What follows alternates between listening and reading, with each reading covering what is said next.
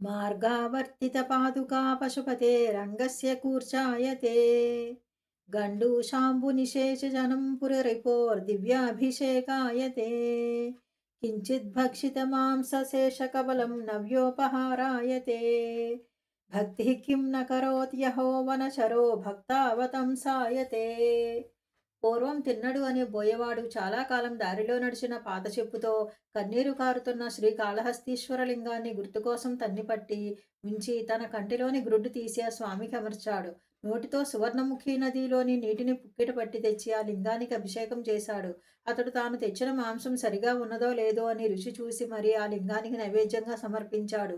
శివుడు ఆ బోయవాడు చేయకూడని విధంగా చేసిన పనులన్నిటికీ తనకు అతడు చేసిన ఉపచారాలుగానే స్వీకరించాడు. అందుకనే ఆ బోయవాడు శివభక్తులలో శ్రేష్ఠుడయ్యాడు. అతడే కన్నప్ప అని ప్రసిద్ధి పొందాడు. అహో! భక్తి అనేది ఉంటే చేయలేనిదేముంటుంది? అన్నింటినీ సాధించవచ్చు కదా!